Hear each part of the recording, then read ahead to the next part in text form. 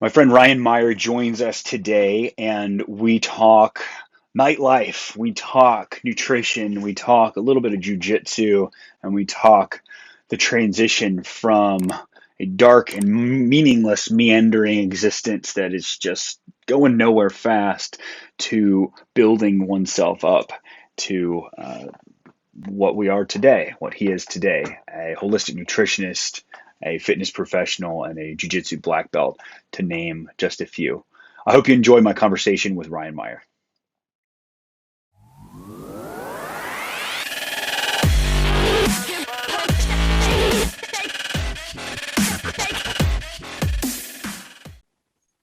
What time did you get up this morning? 4 a.m. Slept in a little bit. 4 a.m. You slept in a little bit and still got up at 4 a.m. That's beautiful. Seriously, man. 4 a.m. is like, that's a good day. Usually I'm up at 2:45. You're up at 2:45 in the morning. 2:45 in the morning. Do you remember the days when that was when you start thinking about going to bed? Yeah, I think about that most mornings driving to the studio. Yeah. At like 3:15 a.m. I'm like, man, I'd still be out right now.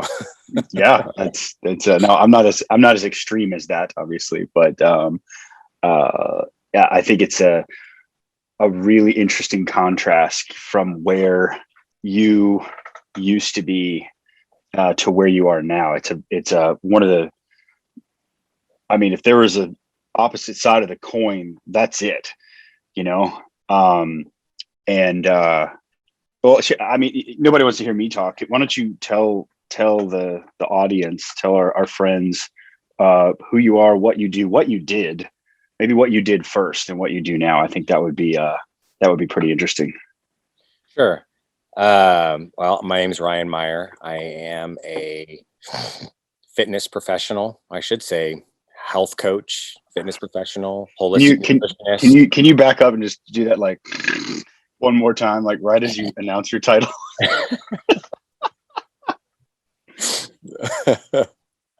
Sorry, man. I'm not very polished. No, it's fine. It's fine. And I'm not going to cut that out either. I think, you're going to leave that in there. Awesome. Hell yeah. Talking to real people is what this program's all about. I just wanted to interrupt you because I thought that was funny and I wanted to bring that to light. Anyways, so continue, please. Anyhow, that's what I do now. I'm a former nightclub promoter and event producer, which is essentially what is that? The opposite. Well, my job was to party for a living, and that's the most simplest way that I can explain that. My job was to get people to venues, to a club. I'd book the DJ. I mean, well, things kind of changed over the years, but initially my job was to take a venue, get the people there, book the talent, create the concept for the night. Most events were weekly or monthly reoccurring, so they'd have a name and a theme, and give me an example. Oh man, reaching way back there. Well, let's see. I mean, why don't we just go with Second Sunday? Okay. So Second Sunday was a day party that was done in the summertime. It was every second Sunday of the month. Pretty simple. That's why it was called Second Sunday. It was house music, and it was the second Sunday, every second Sunday from June through October in the warm months. And originally started at Kokomo, and then in its heyday was moved over to Kelly's Mission Rock. So it was on the water, and it was all house music. Yeah. And we'd have people come in and decorate it out, and pretty insane. Yeah. So our responsibility as promoters were to create the vibe, get the people there, book the talent, and just make the party. Yeah.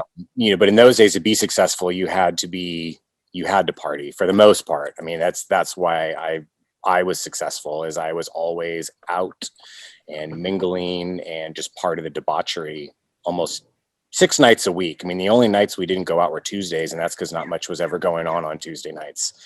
But otherwise, this is like before MySpace and Facebook and before the internet. So really the only way you could get it done was to be out and be part of it. And so my lifestyle was very unhealthy. I mean, I was drinking and staying up until, 6 or 7 o'clock in the morning, 6 nights a week. And now tell me about this setting that you're broadcasting from. Where are you right now? I'm in my backyard, my own little oasis. It's beautiful. It's Oh, beautiful. thanks, man. I mean, I have like a full garden where we grow. Let's see. There you go. Yeah, wow. Background there. That now you've got a full array of plants and flora. That doesn't seem like the backdrop of a party promoter. So can you Back in those days, this backyard was just like, there was nothing back here. It was terrible. It was like a half dead lawn, and that was about it. How did you get to? I mean, it looks like you've got a lot of tranquility back there. Like, it looks like a peaceful space with a lot of really good energy. Yeah, I mean, most of this was all put together during COVID, the COVID lockdown, to be honest with you. We built the garden maybe 5 or 6 years ago while I was in school for nutrition. We built the garden and I got really into growing my own stuff. But otherwise, there wasn't a lot going on. And then when the COVID lockdown thing hit, my girlfriend actually bought a couple of like fruit plants. Bought a raspberry and a blueberry bush, I think. And so we planted that, and then that just led to us literally being at the nursery like every day. All of a sudden I started buying Japanese maples and mini ginkgo trees and vines, and just built this whole, like, we basically built out my whole backyard and just kind of created this tranquil space. We've even got like Buddha. Check this out. Like, oh wow, that's a good looking Buddha. Yeah, got the little pond going. All right, very nice. Is that rose garden? It can't be still water, is it? No, it's got like a little thing, trickle going on. Yeah. Oh yeah. Okay, I see it now. Water lily in it, beautiful. But yeah. So we just kind of created this very peaceful outdoor space, and honestly, like adding another room to the house. Yeah. No, I spend more time out here.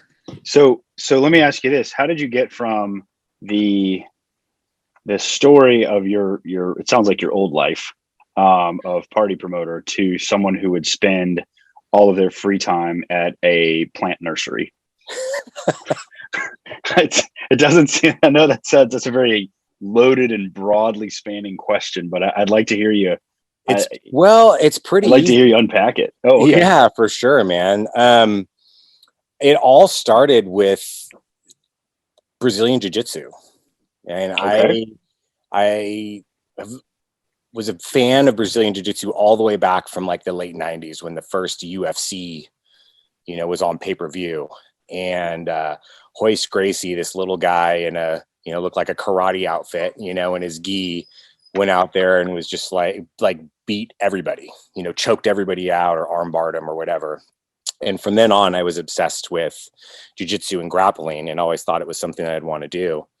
Granted, it took me years later to get involved, but it was always on my bucket list to learn jiu-jitsu. And then, as the UFC started to evolve and became such a huge sport, I really, really started, I became a big fan first of like watching all the fights, and I was even promoting them. I would do like before my event. I didn't know that.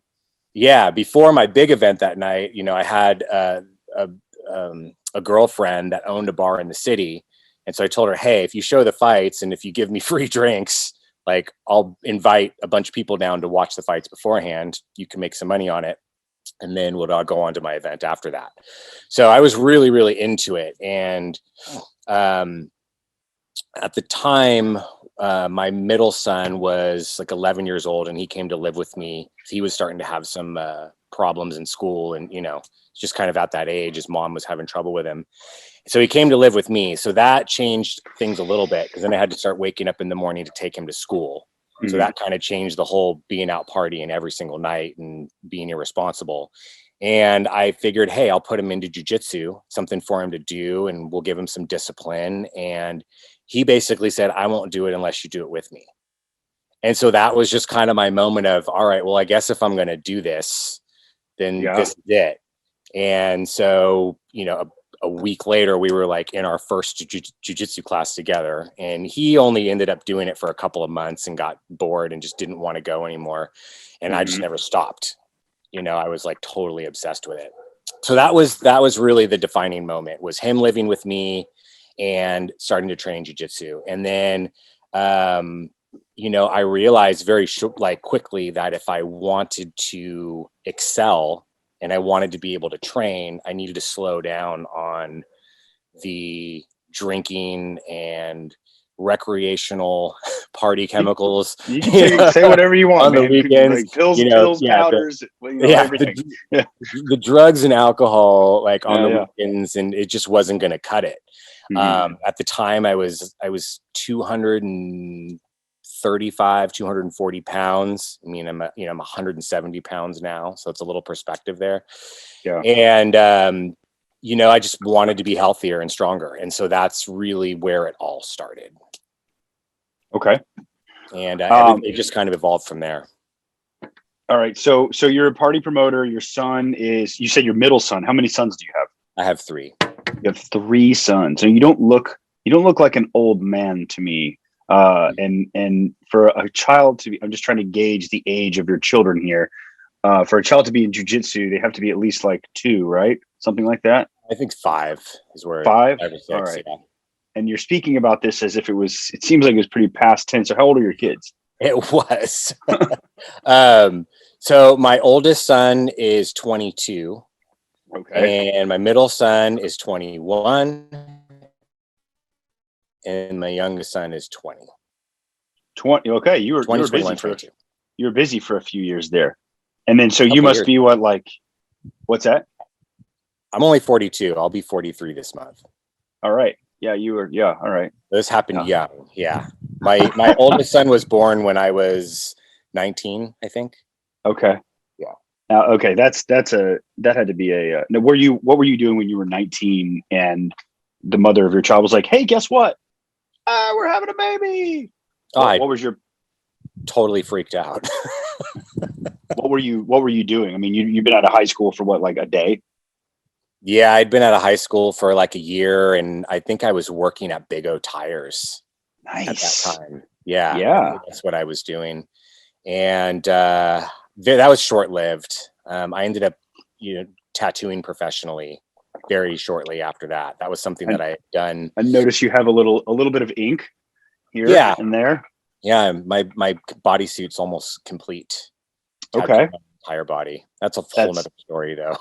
Yeah, we can. Well, I'm just seeing peaks of it here and there, and it's like, oh, that's a good story on the right arm, and that's a good story on the left arm. Yeah. Well, I actually ended up going into the nightclub industry working security. Like that started when I was 20, and that was because at that point I had already had my second son was on the way.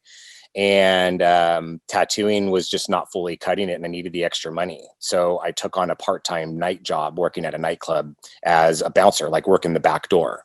Yeah. And that led to, me working my way into a head of security position. And then I worked my way into management. And by the time I was 23, perhaps 24, I was managing like a full-blown nightclub in San Francisco. And then what club? At that time, it was a club called Whisper.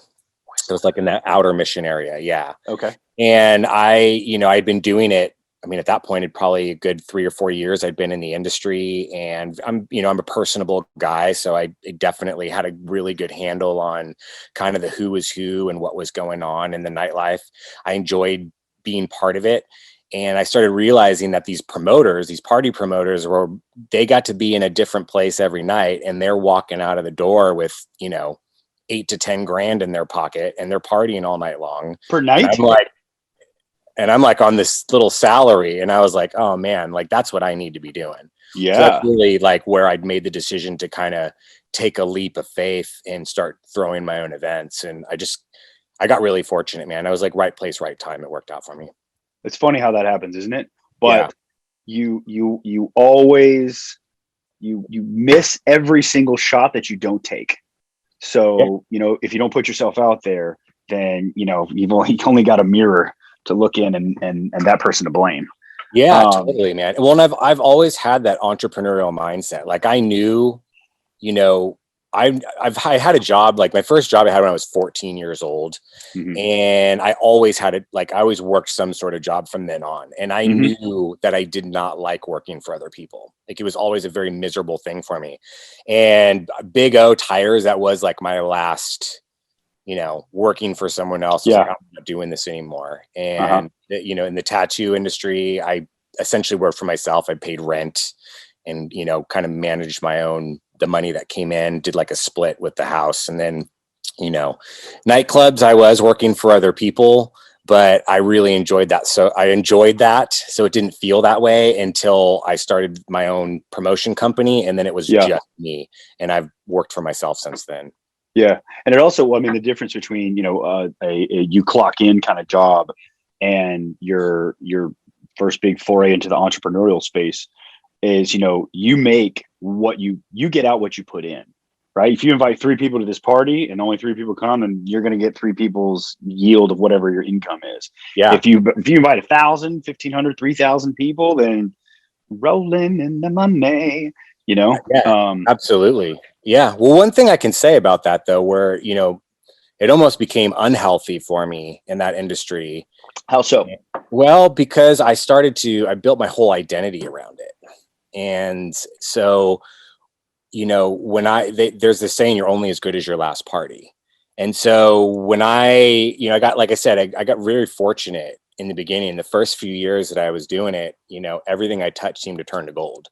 When you show up and there's a line around the corner and the place is going nuts and your phone's nonstop and tables are sold out and the owners of the club love you, everybody loves you. Ooh, I'm getting all tingly talking like this. Yeah, I know, right? Like it's really easy to get wrapped up in that. Yeah. But then you have those events where all of a sudden it bombs and there's nobody there, or there is no line, or the numbers don't hit where they need to hit, and then all of a sudden you're just kind of chopped liver. You know what I mean? Like as quickly as that industry is there to praise you, is as quickly as they're there to turn their backs on you. And so I built my whole identity around that, and so it started to become a very unhealthy situation for me. So, I'm sorry. Sorry, just in that sense, like mental health sense, Yeah. That will weigh on someone heavily. It's a constant popularity contest, is what it sounds like. Perfect way to put it. And in a fickle industry that is the entertainment industry, that is, if you're not wowing, then you're not producing. And you have to continue to push that envelope.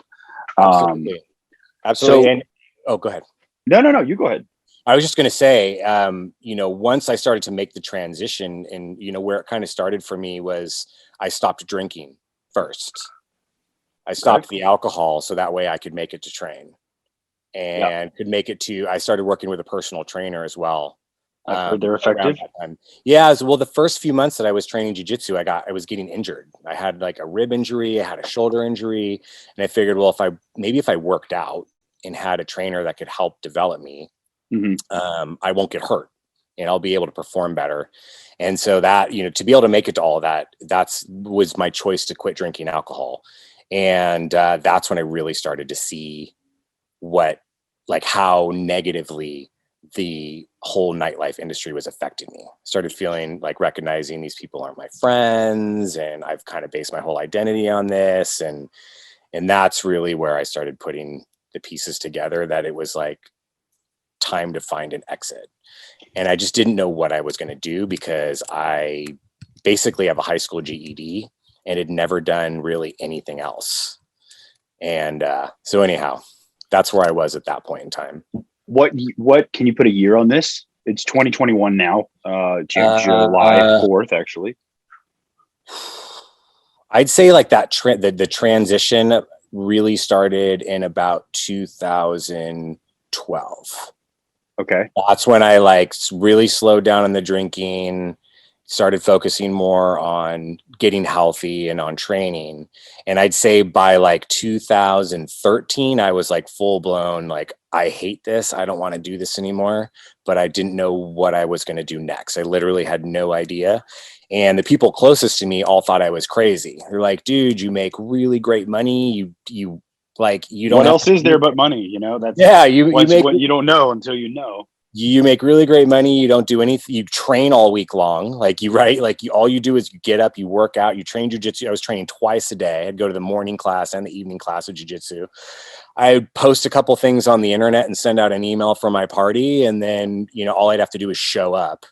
And I mean, at that point I was leaving at like midnight. We were joking about that the other day. I'd stay for the first couple hours and I'd get out of there. So I'd literally show up for 2 hours. What are you talking about? I've never been to one of your parties in my life. So I could, the truth is it couldn't have been an easier avenue of income. Yeah. But I was miserable. Like I was so unhappy that even dragging myself there for 2 hours on a Friday night was like the worst thing ever for me. I hated every bit. Let me ask you this: for someone who's for people who are listening, watching, whatever, and I drink. I mean, I'm not like hey, it's Tuesday night, let's put a bottle of Jack Daniels away, but like, right. This is part of my office, and it's just kind of how it is where I'm from. And as someone, I was also in the nightlife industry, not as deep as you were, and not as long. But as someone whose identity is so wrapped up in, you can't just say no, because you're not living that life. You look like a fraud to those who in actuality, as you were saying, kind of were fake friends. Right. So my question is, how difficult was it for you to, put the bottle down, so to speak, put the whatever else away and not pollute your system with that anymore? Like, was that a tough transition? Yes. It wasn't tough so much because of the people. It was tough because those were the habits that I built. And I also came to realize that like I can be somewhat socially awkward. Like I'm extroverted, but I'm extroverted when I need to be, but I'm also a huge introvert, which is something I didn't really learn about myself until that time. So I think the being out and drinking was a way to manage my own social anxiety, because then all of a sudden I was like, yeah, and when I didn't have that, I found myself like sitting in this room surrounded with people with the music way too loud, like just wanting to do nothing but get out of there. Like I was really angry and anxious. So that was the biggest challenge. And, once I worked through that part of it, I came to be able to have a good time and like appreciate it. The only thing that would get annoying to me was, again, around 12, 1 in the morning, when people were really wasted, they just became more obnoxious. And that's why I wanted to get out of there more so than anything. But it was really a matter of breaking habit. That was how did you break? How did you? What did you have any specific steps? Did you read anything? How are you? Because I mean, where you are now, which I want to get into, and I'm going to dig into that in just a moment, and where you came from, it's a massive difference. Yeah. But like I think one of the biggest changes, well, you said it yourself, was giving up the drugs and alcohol. Yeah. And or the gateway that is alcohol, and then everything else. So how did you break that habit? Were you just like sitting there and just gritting your teeth like, oh, this sucks, I'm getting paid though? Well, yeah, I did it in steps. So it started with, I'm not going to drink during the week anymore. And so, Wednesday nights, Thursday nights, I had events or had to be out for whatever reason, I wouldn't drink. And then of course that was just like, well, man, can't wait till Friday. At least Friday night, I'm going in, right? And then Friday and Saturdays, I would just get wasted, Yeah. And then that turned into, okay, I'm not going to drink Friday nights either anymore. It'll just be Saturdays. And then that turned into, well, just one Saturday a month, like on my favorite event, or if I have one of my favorite DJs. And then that turned into like, well, maybe just once a year on my birthday. So I did it slowly. And each habit that I broke had its own challenges, because, and we can go into this more, like I teach this when I'm, teaching people how to eat and, talking about nutrition and breaking those kind of habits. I feel like it's all the same, that we just have these triggers and these habits that are built. And so, it was a matter of working through each one. And a story that I really love telling people is like, I got to a point where I wasn't drinking at all anymore. Like I broke all nights of the week, and not doing it once a month. I would only do it like once a year on my birthday, if you recall. But I had gone like I'd gone like a good 9 months without drinking and had no interest in it. Like I had got to a point where I was having fun when I was out, didn't need it, wouldn't even think about it. It was totally fine. And then the second Sunday of the season hit. And I woke up that morning and all I could think about was getting wasted that day. And again, it was the trigger of that party during the day had its own particular habit built around it, even though I never thought about it in any other social situation. And so I chose to drink that day. And one of my friends, Zach, had to bring me home an hour into the party because I hadn't had a drink in 9 months. I was completely shit-faced and like feeling sick, and he had to take me home. And so second Sunday the next month came about, and guess what? I wanted to do it again, but I didn't. I worked through it. Three parties down the road. Once we hit the middle of the season, I'd worked through the habit. I was fine, didn't need it anymore. And that was kind of the end of that. So it was just a matter of working through each particular step. Yeah. I mean, it sounds like with anything else, it's like you have to be committed. You have to have someone like Zach to hold you accountable. It sounds like he helped you through it. Like, hey man. Yeah, right. Yeah. Okay. So when did you, so there was because you're in the health and wellness space now, private health and wellness space now. And I mean, you had a rather meteoric rise into your profession and where you are thriving now. So, but there was a time where you had kind of you were like, I'm done with this nightlife thing. I've cleaned up my act a bit, or a lot, excuse me. But there were still a few years in there where right. you were, what were you doing then? Well, so I was still making a living, obviously, through the nightclub industry. And there was a lot going on in my mind about what I was going to do and where I was going to go next. It was causing me a lot of anxiety. And through this process, I'm also like working with a trainer. I'm training jiu-jitsu. I'm experimenting with different diets and reading and learning all that I could. And that's kind of where I became obsessed with nutrition. Was I wanted to lose weight and couldn't do it. Like a lot of people, right? Like, I'm going to try the no carb diet. I'm going to try this diet, that diet. And like things would work a little bit here and there. I think I got down to maybe like 120 or 220 pounds or something like that. And I'll never forget, I was going to do my first jiu-jitsu competition. And I was at a weight where I would have had to do like the super heavy, where there's like no end game, right? It's like 220 and up, right? And everybody else. I don't want to be grappling 300-pound dudes, like, you know. And I remember telling my jiu-jitsu coach, I'm like, man, but I just can't, like, I can't lose any more weight. Like, I think this is, how many times have you heard this from people? I think this is just my body. Yeah, like, I think just me. I'm just built like this. I'm just got these tubby tubs. Yeah, I'm special. And I'll never forget it. My coach, Brazilian guy, looks at me and goes, "Can you see your abs?" I was like, "No." He's all, "Then you can lose weight." Love the Brazilians. They just, and I'll never have a way of just, and yeah, and that still sits in my mind. And so that kind of started my obsession with like, okay, I need to figure out the truth here. Like, how do I do this? And so anyhow, I started doing more reading. I started consulting with, a couple different nutritionists, learned some tricks, started losing more weight. And meanwhile, I'm documenting all this on my social media. I'm posting, oh, I woke up today 190 pounds, or, oh, I lost this much, or, oh, I did this workout today, or posting some exercise that I did, something, And all of a sudden I started getting people reaching out to me online, like private messaging me and saying, man, you're such an inspiration. Like, you quit drinking and I really need help, stop drinking and stop partying as well. Like, how do you do it? Can you help me? Or, oh man, I see you lost like, 30 pounds. Like, you think you can help? Like, what are you doing? Can you help me with my diet? And so like this started happening, and I was like, wow, like people are actually paying attention to what I'm doing.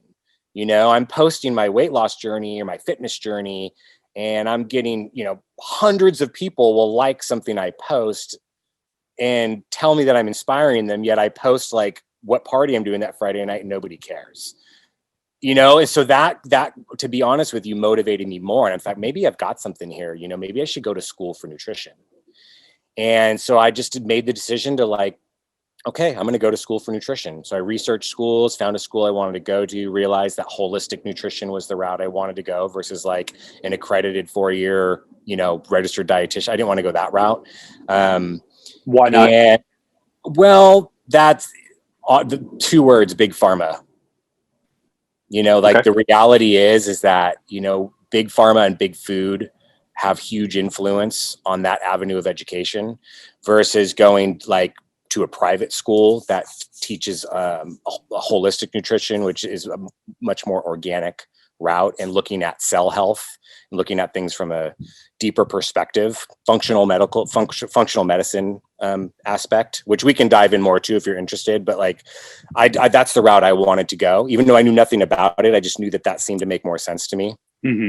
And so anyhow, I just chose to take my life savings and put it all into school, and didn't know what I was going to do with it or where it was going to take me. And that's how I found myself in school for nutrition. Leading to where I'm at now, I'll just kind of skip ahead. I realized a few months into school for nutrition that I did not want to be a clinical nutritionist. I was doing it for myself. Why? I wanted to learn the information. I wanted to be able to help people, but I didn't see it as a way to make residual income. Okay. And that's where I had the idea of potentially becoming a personal trainer. And then that's when I reached out to you and Clausen. Remember, I called you guys both and just said, "Hey, what do you guys think? Think I could be a personal trainer?" I remember that conversation. Remember that? Yeah, I was on the way to a race, and I was driving, and I was like, "Oh, Ryan never calls me during the day, and I never call him during the day. What's going on here?" That was a important conversation for me, at least. And I guess for maybe for you too. So can I back up and to your you said you were learning some tips and tricks from people, because I think a lot of people out there are like, "Oh, I'm stuck and this is my body type." What was one of the first like aha when you're just a fledgling, neophyte kind of looking around, and I've tried a few things. What was one of the first things that like, made an ab pop out or made like an extra 10 pounds drop off? Like what? Very simple. One thing, understanding what a calorie was. Calories in, calories out. Here's your macros, count them. That was it, man. As soon as I learned how to weigh and log my food, I got all the way down to 162 pounds was the lowest I got. I was like 4% body fat. I wanted to take, obviously I don't want to walk around at that weight, but that was like, my goal was to get as low as I could just to experience it. But the first time I ever saw my abs in my life, I was, 34, 35 years old, 36 years old, something like that. And that's how I did it. It was that simple. Yeah. And I realized that when I ate whole foods, when I ate real food, that I could eat much more. And I was much happier than when I was trying to eat like processed junk and make, that whole flexible dieting thing. Like, let's make the processed stuff work in my macros. That was always like running into a brick wall because it was so calorically dense that I was never satisfied. So you would get to your macros, call it 2000, I guess.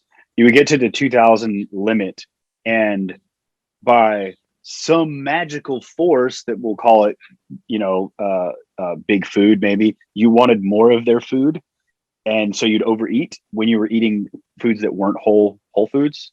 Well, I wouldn't overeat. They're so calorically dense that I wouldn't get enough food to be satisfied throughout the day. I understand. Okay. Right. So it's like, oh man, I really want, this big bowl of pasta with this Alfredo sauce on it or something like that. Right. Delicious. Next thing you know, it's like, wow, that was 1,800 calories of my 2,000 calorie diet. Right. Now what I'll have this stick of gum for the rest of the day. Exactly. Right. I started realizing that I could I'd almost have to force feed myself when I was eating whole foods, like when I was eating just meat and vegetables and fruit and etc. So those were like the two aha moments. It was like, okay, calories in, calories out. That's a thing. And if I eat real food, I can eat more and I feel better. Yeah. And so that was like the aha moment for me. And that's why I chose Bowman, to be honest with you, because of the whole food approach. I didn't even know what holistic nutrition was. I just knew that they were like, they take this whole food organic approach. And I'm like, yeah, I get it, because I feel better when I eat that way. So I'm just going to do that, and then I showed up at school and it's like a bunch of hippies and I'm just like, okay, cool. All right. What's up, I guys? didn't know what I was getting into, but this is cool. Yeah. So let's say, I'm from Tennessee, and one of the things that I have trouble doing, twofold. One is because like I'm preaching nutrition to my parents. I have several little nutrition certifications, but I'm not as versed as you are, which is why I defer to you quite often. So one of the big obstacles that I come into when my parents are like, my friends don't care because they're not old enough to care yet because they're still, doing their thing as youngster midlifers. But my parents who, they just eat, they're like, oh, we got this in the microwave and it's got a, little plastic dish with portions and stuff. And yeah, America. And I'm kind of like, hey, like see all this stuff that you can't pronounce on the back. Like, do you think it's a good idea to put that on your body? And they're like, all right, let's watch TV. So I guess my question is like, what, like I'll throw terms around like cellular inflammation and they say, fuck off. And Totally. and so like, what is the, and we're getting into your specialty here. I mean, this is fine because, whatever, it's just a conversation and we're going to go wherever it takes us. Sure. But what is the difference between eating let's say a piece of grass-fed, farm-raised beef versus I'm trying to I'm teasing out cellular inflammation here, I guess, versus like, hey, I'm going to Safeway or Kroger or Piggly Wiggly or whatever, and I'm just going to get whatever they have. That's probably corn-fed and probably is chock full of hormones. Like, can you give me just like a quick, I don't know anything. What's the difference between, but it tastes good. What's going on in my body? Why do I feel like shit after eating one versus why do I feel good after? I mean, we could take the example of an egg if you want, if that's easier, but I think it's a pretty similar chemical reaction in the body. Sure. Just an animal food in general. Yeah. Well, I mean, at the simplest answer to that is the nutritional profile of what you're eating. And so one thing, I'm going to just digress a little bit and then I'll answer that question. Yeah, sure. The disconnection that majority of people have with their food is that we truly are what we eat, and that every single function that takes place in our body, like down to the cellular level, is a direct result of a nutrient that you take in through your food. We breathe on our own, our heart beats on its own. All these things happen within us. It's just happening without our knowledge. And I think that's where that disconnect is. But all that stuff that's taking place inside of us, our heart beating, the breath that you take, the cells that regenerate and rebuild and break down in your body, all of these things are happening because of a nutrient that comes in your body.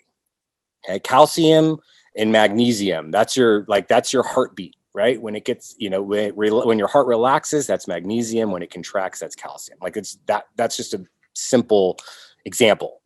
But most people don't think about that in any way, shape, or form. Right? And so that's why the food that we eat matters. When it comes to an animal food, an animal is what it eats as well. So an animal eating its natural diet is going to be getting all of the nutrients that it needs to be healthy. And those nutrients are going to translate over to us. Whereas an animal that's eating an unnatural diet is going to be null and void of the nutrients that it needs to be healthy, making it unhealthy. And that's going to translate to us. Can you give me an example? Like what is, yeah.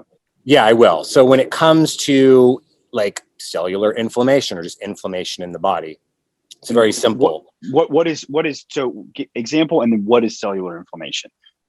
Well, inflammation in general is an immune response.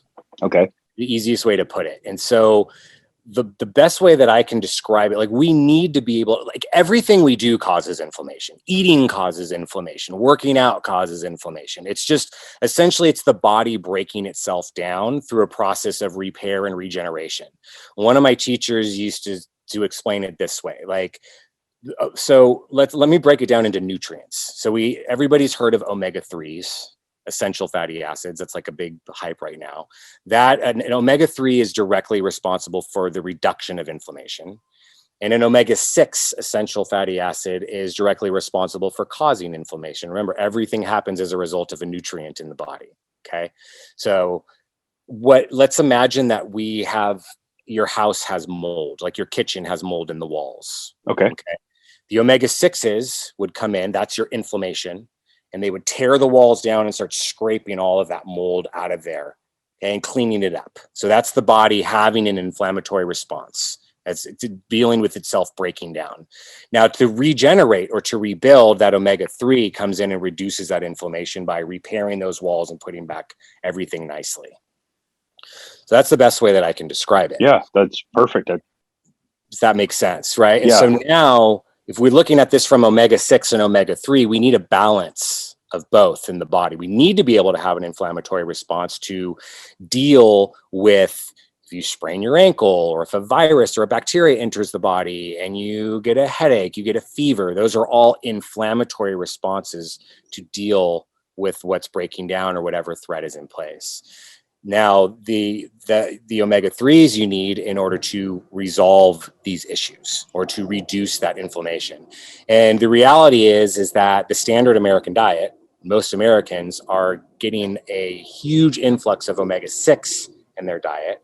And that's going to come from your grains, and that ends up translating into like sugars, and all of that other stuff are going to be full of 6s, but even nuts, seeds, vegetables to a certain extent are all full of omega-6s.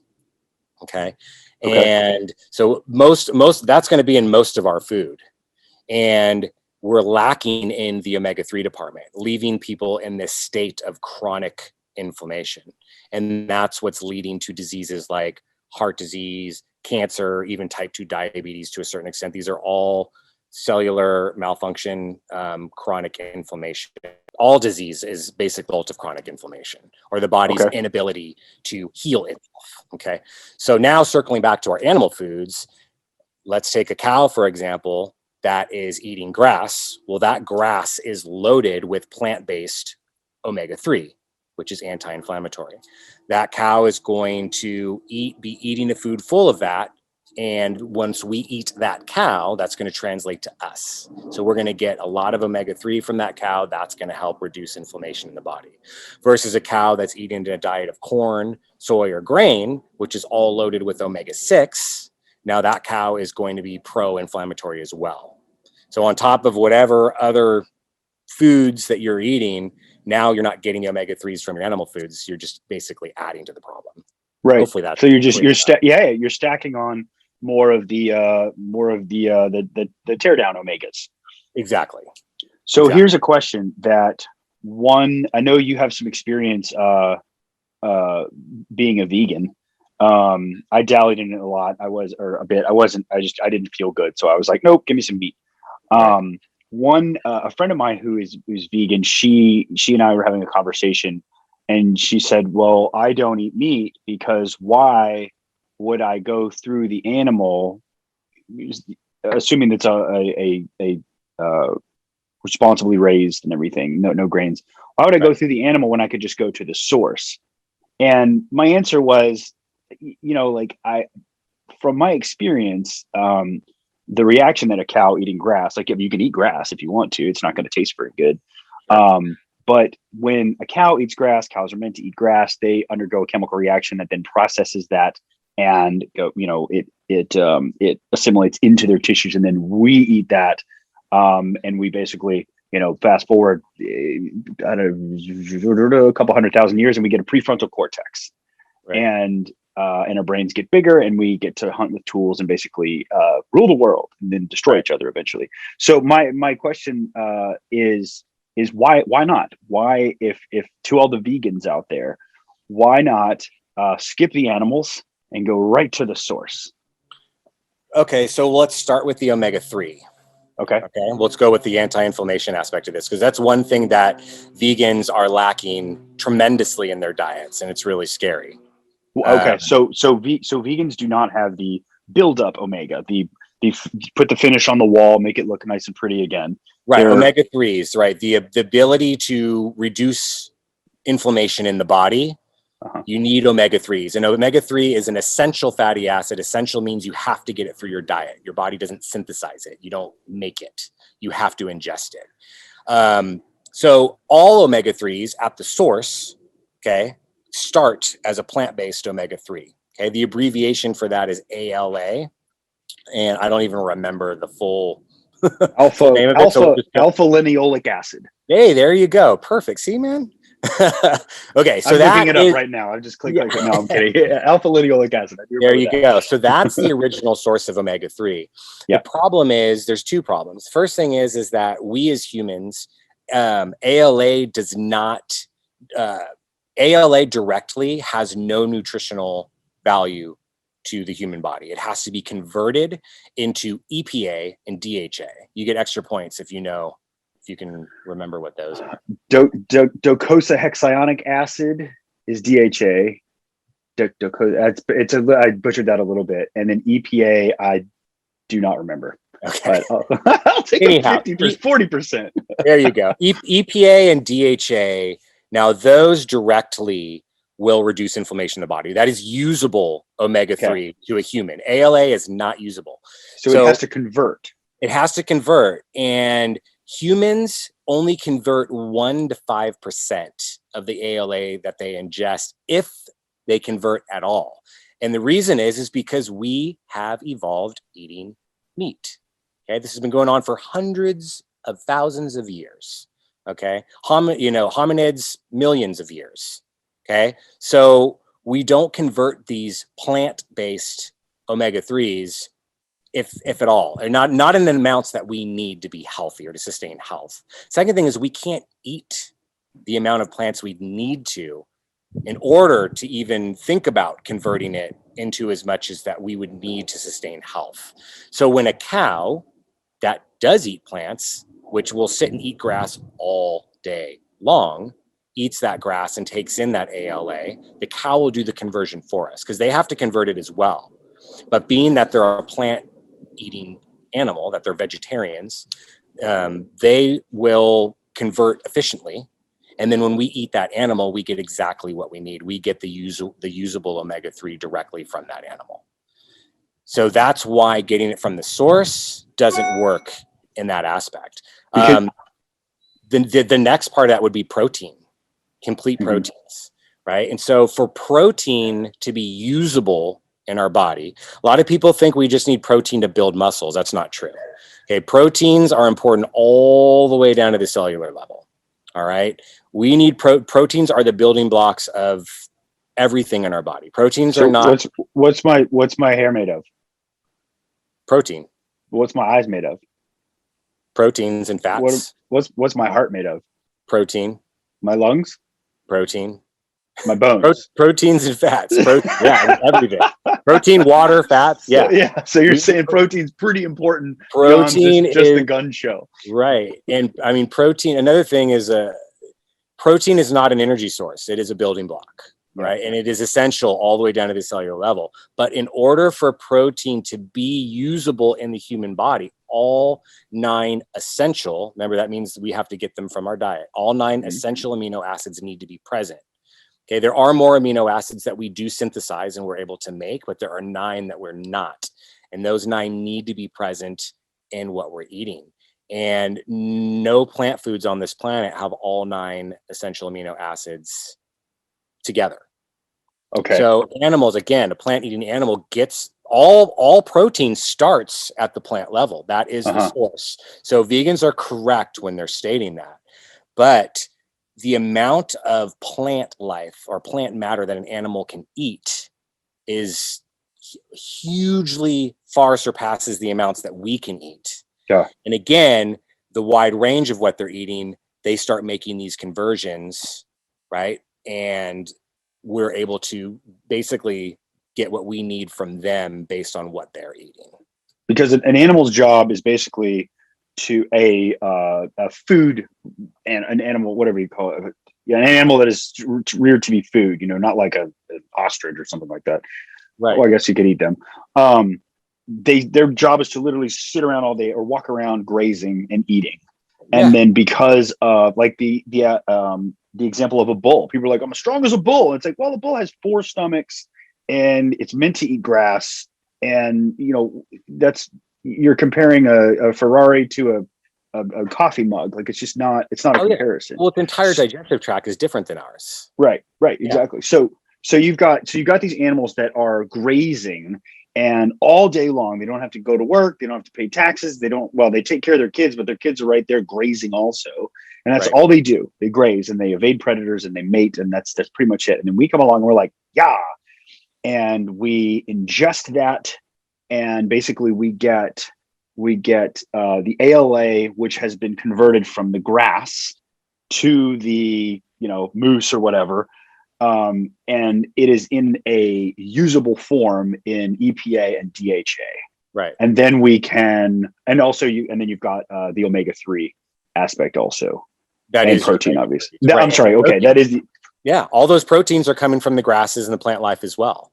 So what we can't do, and I may be paraphrasing here, please stop me, correct me if I'm wrong, and vegans get mad at me, it's fine. So if we're like, well, why don't we just, you know, cut to the source? That would be like, well, hey, why don't I just fill my gas tank up with crude oil instead of gasoline and see how the car runs? Would that be a pretty good analogy? Because oil has to be refined, right, through whatever process that is, and then it's usable gas. No, did that jump a gap too much? Like we can't. Okay, so we can't eat grass and get the type of omega-3s that we need because our body just won't recognize it. No, we couldn't even eat the amount needed to sustain our lives. Yeah, here's a great example. Have you ever watched that show Alone? I have, yeah, like one episode where they take people and they like drop them off in the wilderness in the Arctic, and then they have to survive. Mm-hmm. And what's the first thing that they're looking for? Food, shelter, water, fat, and meat. Okay. And if they don't get it, they tap out and they have to go home. Yeah, well, yeah, of course. But to sustain life, they need meat and they need fat. Okay. They cannot forage on berries and plant life and survive long term. It's just not possible. That's just the reality. And that says a lot, you know, from an evolutionary standpoint. I mean, we as humans have not had access to foods in the way that we do now for the access that we have to foods 50 now, years, 60 years. 80 years tops. Mm-hmm. Tops. It's just not how we've evolved. Now, you know, could we live as vegans? There are enough supplements and vitamins and things out there that, yeah, we could function that way if we need to. Is it optimal for human health? Mm-hmm. In my opinion, absolutely not. So you tested this hypothesis a few years back. Can you walk us through how did that go? You went full vegan. You were like, I'm going vegan. I got a backpack full of beans and rice, and this is going to be great. And then I saw you over the as the months passed, you got more and more miserable. Yeah. Well, I'll start by saying this, and then I'll tell you about my journey with that. Is that there are people out there that do function well as vegans. Guy like Rich Roll, like that guy's been full vegan a long time, and he's like a super marathoner, right? He's just like super healthy, and it works well for him. But he's an anomaly. Like, but why does it work for him? It's just, who knows? Okay. Like, who knows? We're all just very different. Why are some people are allergic to this and some people aren't? You know, we're all just very different. But I'd say that it's definitely not common.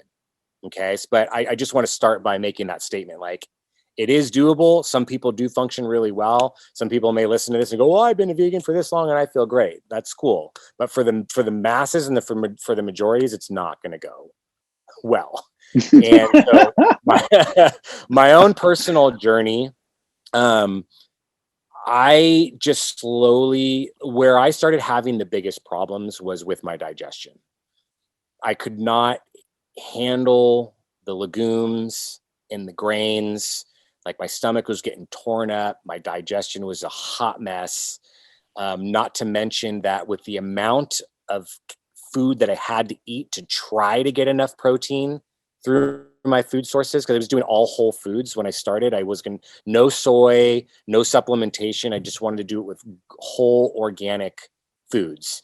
I couldn't get enough protein in. I was eating way more calories than I needed, so I started getting fat. In order to try to get enough complete protein, I had to eat more calories. So, that's like, again, we were talking about complete proteins, all 9 essential amino acids need to be present. So you can take certain foods and mix them together, like beans and like rice and beans is a perfect simple example, or bean and a grain will make a complete protein. But to get, the 30 grams of complete protein I needed in one meal, I was eating something like, 1,500 calories worth of grain and beans to get that amount of protein. To get 30 grams and of even protein? Again, to get 30 grams of complete protein. That's the thing. And then right. And then that amino acid profile, again, is not going to be as efficient as it would if it was coming from a plant-based food. What does 1,500 calories of rice and beans look like? I mean, is that like just... It was just like a massive bowl. Just a big bowl, probably, 2.5 cups of rice cooked, of like brown rice. And then, a can. That's a pot. That is a pot of rice. Yeah. And then there's just a massive thing of lentils, 3. And you got to do that 3 times a day at least. Yeah, I was trying to, but I just couldn't. You know. And so what about? I mean, you got to be falling asleep after you eat all that, and then you're just lethargic and you can't think straight. Yeah, I didn't feel good. What I really remember the most is my gut was just not good, man. Like I was running to the toilet, like I was bloated, I was gassy. I was really, really struggling. And so I decided to just like start eating some soy, because I was like, man, it's the only way I'm going to get more complete protein. And so I started doing like tempeh, because that's the closest to natural you can get. It's fermented. They say that soy is more bioavailable to you when it's fermented. So I started going that route. And before I knew it, I started getting inflammation in the pancreas. I ended up getting pancreatitis.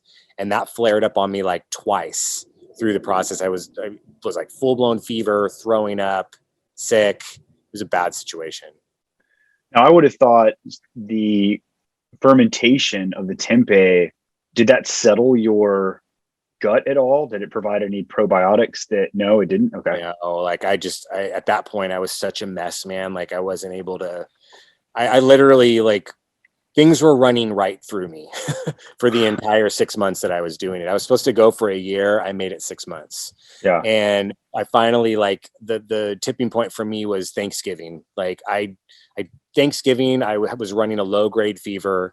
I had mild pancreatitis going on, which the doctor I was working with was attributing to all the soy. Now you were literally, you weren't just maverick figured out. You were actually having your blood profiles taken and your now correct me if I'm wrong, like how did you legitimize this study? Yeah, so I was working with a functional MD. Okay. And we did an entire blood panel on me to begin with, hormones, all the blood work. What else did we do? Like full, like, I was doing DEXA scans every month just to check my bone density, my muscle mass, VO2 max, like everything that I could think of. Okay. So I set a baseline with her, and then she was monitoring me through the whole process. And what happened? What other than, obviously you weren't, this is why I think it's very important that you documented this and were as comprehensive as you were, because most people are like, I'm going vegan, I feel great, yeah, except my pee blood, or I have or whatever.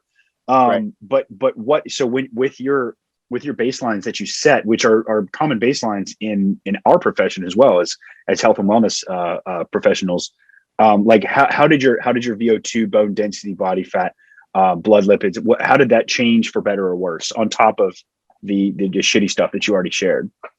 Well, the things that the big bullet points with that is I lost a ton of muscle mass. I lost about 1 inch off of each arm, about 1.5 inches off of each leg. My visceral fat. So here's the deal. My body fat went up. When I started, my body fat was somewhere around 8 or 9%. 6 months later, my body fat was like 15, 16%. Visceral fat, that's the fat that forms around the organs. I had mean, I don't know. My visceral fat was like in a very healthy range. It was really small. It was like I had a tiny, like fraction of visceral fat. Within the first 6 weeks, I put on 2 pounds of visceral fat alone, just That's from a all lot. the carbohydrates in the So diet. how do you? He was worried about that. My doctor alone was like, that freaks me out. How do you measure the? How do you measure that? That was through a DEXA scan. Okay. All right. Okay. Yeah. My bone density went down. It only went down a little bit. And I don't know if that's attributed to just the diet alone, or if it was more so the fact that I just couldn't lift the kind of weight that I was lifting in the beginning. You know, my deadlifts, my squats, all that stuff, like I significantly lost strength in those departments. I was getting injured in jiu-jitsu. I had 2 injuries in that time. Like I had some cartilage damage in one of my ribs, which I did to myself, like twisting out of place. Whether that was, who knows, you know, but with the lack of protein in the diet, I felt like that might've had something to do with it. My fingernails were starting to peel. So all of my fingernails were peeling from a lack of protein. My cholesterol levels changed pretty significantly. My HLH cholesterol went like down. What is or my HL? my LDL, my HDL. Sorry, my Okay. HDL cholesterol. My HDL cholesterol went down. When I first started, my HDL cholesterol was in the low 90s. I think it was like 92, which is really high, and it's really good. The higher that number, the better. My HDL was like down, I think, in like the high 50s, which is still not anything to be concerned about, but that's a pretty significant drop. Yeah. Okay? And then my LDL cholesterol like went significantly up. So the ratio was out of place. Okay. So here's one thing that I think we should state is that I've never met a vegan who is also, I've personally never met a vegan who is also an athlete. Who I've never met an obstacle course racer who's like, I'm a vegan and I stick strictly to vegan practices, or gosh, I don't even, honestly, I don't ask, so I shouldn't generalize like this, but with the energy requirement, let's say if you're just sitting around at a coffee shop and you're writing papers or you're just going on walks and stuff, like the energy requirements, you could probably get by, I guess. But if you come in as a black belt in jiu-jitsu, someone who's running like 10 miles every day, did you run 10 miles this morning? You probably did, right? I did, yeah. Yeah. Someone who's like training twice a day, squatting 300, like those are all alpha level, sub Olympic, things to be able to do. And I just haven't met any vegans who are like, yeah, I squat 350 or I deadlift 500. Like, what's up? Because I don't know that lifestyle, not that anyone, you're not uncool if you can't do that or anything, but I feel like you don't have the gas in the tank to go. There I am with my gas analogy again. And like, did you feel like, were you tired? Were you like, how did you feel mentally? Oh man, not good. I was just in survival mode. The last couple of months of it, the people where my mom and, my friends are like, dude, just don't, even my clients, like, you don't look good, man. My skin was kind of gray, and yeah, I was definitely not functioning. I wasn't functioning at a high level emotionally, physically, cognitively, whatsoever. And what I really remember the most is just my food running right through me, man. Like I was like living on the toilet. My digestion was just such a mess that alone was a bummer. And the only way that I would have been able to like sustain that diet, if I absolutely wanted to stick to it, would be to live on pea protein and maybe some fruits and vegetables. Like I had no other avenue to get protein. Yeah. Other than to try to supplement it. And so even people now, like in this day and age, who are functioning as vegans, they have to be supplementing their protein. They have to supplement their zinc. They have to supplement their B12. These are just nutrients that you can't get from plant foods. You can't. You can't get complete protein from plant foods. You can't get B12 from plant foods. You're not going to get zinc from plant foods. Omega-3. Yeah. And omega-3. So you have to supplement all of it. So okay. So let's put that dead horse away because we beat the shit out of it. Yeah. You cut that out. and how do you eat now? Is it similar, or is it not at all? So I'm on the complete opposite end of the spectrum now. I say that I eat, if I had to put a label on it, I'd say I'm carnivore-ish. Okay. What does that mean? Well, it means that I basically follow a carnivore diet, but I also eat fruit as well. Okay. That's why I say carnivore-ish. That's Dr. Paul Saladino, who wrote the carnivore codes. That's his term for people who do full carnivore and eat some fruit as well. I also do some avocado, some honey. I'm looking for it. It's on that shelf somewhere back there. Yeah. Well, it's a great book if anyone has thought about reading it. It's very dense. You may need some sort of clinical training to understand some of the things that he's talking about, but it is. So you started eating nose to tail, carnivore-ish organ meats. What else? Yeah, well, it's funny because when I was doing the vegan experiment, this was a few years back, people are telling me, man, after this, you should do the whole carnivore thing afterwards, see how that goes. And I was like, that's crazy. That's ridiculous. You can't just eat meat. That's not good for you. Like, I was in that camp. That's what I learned I learned in school that we need to eat mostly plants and high quality meats and mostly grains. Grains are on the bottom of that food pyramid. Yeah. And so the idea of being a full carnivore, I thought was like crazy. And then I heard Paul Saladino, who wrote the Carnivore Code, on Ben Greenfield's podcast, believe it or not. And it was just him, and he was answering questions. And I listened to this guy talk, and he's one of the smartest nutrition professionals I've ever heard speak. Like, I was so impressed by everything that this guy had to say. And with my own education in nutrition, it all just made sense to me. I'm like, okay, like, there's something to this. And through human evolution, I mean, there's no argument that meat is what made us who we are and what we are. And that eating meat was the primary source of what any human was looking for, first and foremost. And that plant foods kind of came secondary. Like, that's kind of Saladino's whole deal. Is he's not saying that we shouldn't eat plants, but that was like secondary to the, like, when you couldn't get the kill. You couldn't get the kill, then yeah, we'll have this, but this is not what we are going to survive on.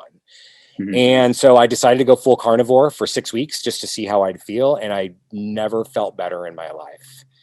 I mean, all my aches and pains went away. My athletic performance increased significantly.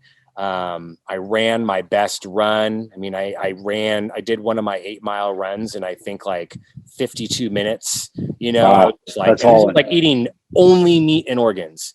And I was like sold at that point. The two things that I struggled with was my mouth was constantly dry, which I attribute to an imbalance of electrolytes. And I really craved something sweet and juicy, and that was like the one thing that felt like I was missing. I was dreaming of fruit, and so I decided after that to add some fruit in, and that took care of the dry mouth and kind of just made me feel better, like, mentally.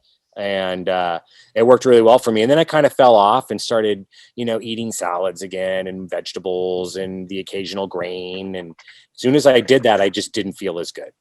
Okay. I'll just give you that I'll leave it right there. Like, it didn't feel as good, and started to realize that I didn't need those things in my diet.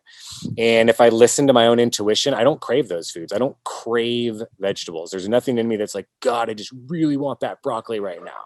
Like, I want a ribeye steak. I want the chicken liver. I want the fat. Yeah. So anyhow, that's where I've landed with that, is I eat a carnivore-ish diet. So you can't go to Safeway and just you can't go to your regular grocery store, or could you? Could you go to your regular grocery store and eat just, hey, I'm having a steaks, breakfast, lunch, and dinner. Could you do that?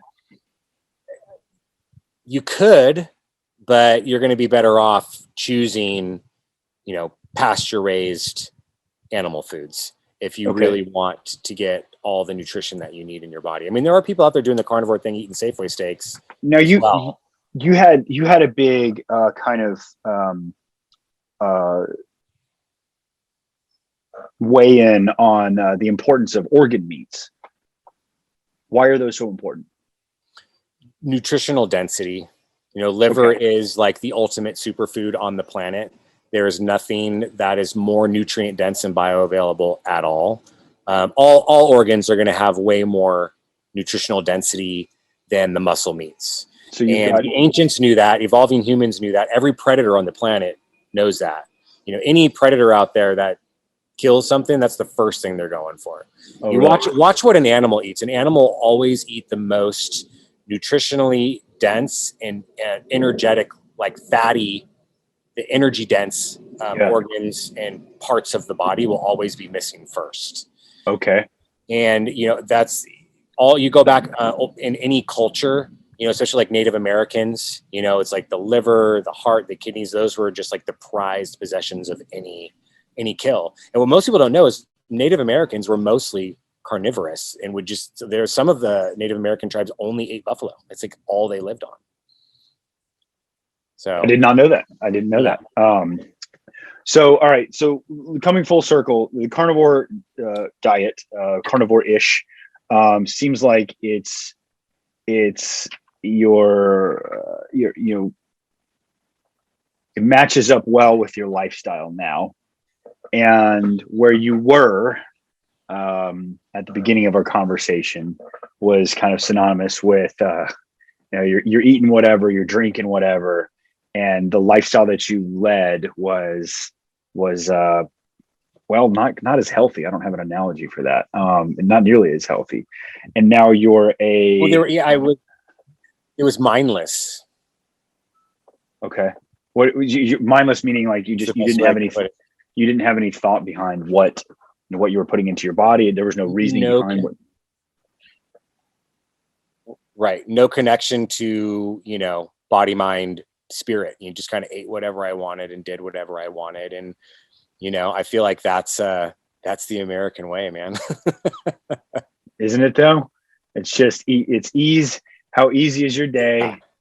How easy is your day? And let's make more time for you. Fast this now. You shouldn't have to work for anything.